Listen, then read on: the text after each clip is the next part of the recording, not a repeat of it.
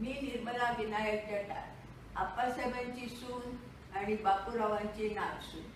मी, माझी सून तिलोत्तमा, दोघी नाती अमला, धनश्री सायनला राहतो. माझा मुलगा श्रीनिवास नोकरीनिमित्त लंडनला असतो. तुम्ही काही विचारलेल्या प्रश्नांची उत्तरे मी लिहिलेली आहे आणि ती मी आता वाचून दाखवणार आहे. माझे लग्न 48 साली झाले. माझी मोठी बहीण रुक्मिणी वहिनीची भावजाई असल्याने आमचे लग्न ठरले.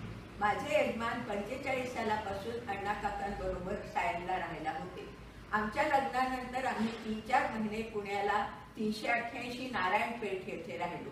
48 साली अण्णा काकांची बदली लंडनला झाल्यावर आम्ही दोघे सायनला राहायला आलो. पुण्याच्या 388 नारायणपेठेतील घरातल्या हॉलमध्येच आमचे रिसेप्शन झाले. मला बापूरावांची आठवण म्हणजे त्यांचे वय बरेच असल्याने त्यांना सांभाळायला गोपाळ नावाचा ब्राह्मण होता. त्याची फॅमिली पण घरात राहत असे. नानासाहेब इनामदार बापूरावांचा सर्व पत्रव्यवहार बघायचे. कोणाच्याही नावाने आलेली सर्व पत्रे प्रथम बापूरावांना दाखवायची असा त्यांचा आग्रह होता.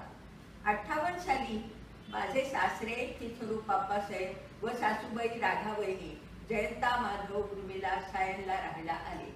स्वयंपाकी वगैरे परवडणारे नव्हते आणि तेव्हा विकत आणण्याचीही रीत नव्हती. त्यामुळे बाजारहाट, दोन्ही वेळचा स्वयंपाक डबे करण्यात आमचा दोघींचा वेळ जायचा. सायनचे घर मध्यवर्ती असल्याने आणि घरी मोठी मंडळी असल्याने नेहमीच भेटायला येणारी मंडळी असायची. नोकरीनिमित्त चंदूकाका, अचला काही महिने सायनला राहायला होते. माझे यजमान खूप हौशी होते. सगळे समवयस्क असल्याने मजा यायची. आम्ही सगळे रात्री सिनेमाला देखील खूपदा जायचो. चंदूकाका खूपशा जोक्स सांगायचे. तारा, श्यामला, अचला यांची लग्नही सायनलाच ठरली. तिथरू आप्पासाहेबांना सायनचे घर खूप आवडायचे, कारण त्यांना स्वतंत्र खोली होती. तिथे त्यांचे लेखन वाचन शांतपणे चालायचे. त्यांची पोट दुखण्याची तक्रार रोजची होती, त्यामुळे ते सहसा कुठे बाहेर जायचे नाही. माझ्या सासूबाईंना खूप मंडळी आलेली आवडायची. सर्वांशी गप्पा मारण्यात व आठवणी सांगण्यात त्यांचा वेळ छान जायचा. त्या नेहमी त्यांच्या मामे, मावस, नातलगांना भेटायला जायच्या. माझी नणंद सुधाताई ढवळे मुंबईतच असल्याने तिच्याशी फोनवर बोलण्याचा त्यांचा रोजचा कार्यक्रम असे. राधावहिनी इतक्या हौशी होत्या की एकदा तर अंगात ताप असताना डोक्यावर आईसबॅग घेऊन त्यांनी जयंता काकांना फोन केला आणि कलर टीव्ही घरी आणला का अशी विचारपूस केली. 73 साली राधावहिनींचे निधन झाले. 74 साली माझ्या यजमानांचे अकाली निधन झाले. माझा मुलगा तेव्हा 9 वर्षांचा होता. घरात पेन गेस्ट ठेवून मी माझे घर चालवले.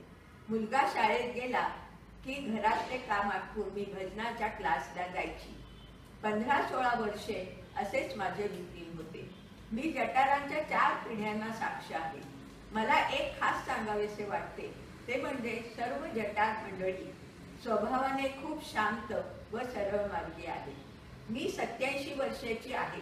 पायाच्या त्रासामुळे घराबाहेर जाऊ शकत नाही, परंतु घरात मी शांतपणे खूपसे वाचन करते, पेपर वाचते, रेडिओ ऐकते, भरपूर व्यायाम करते.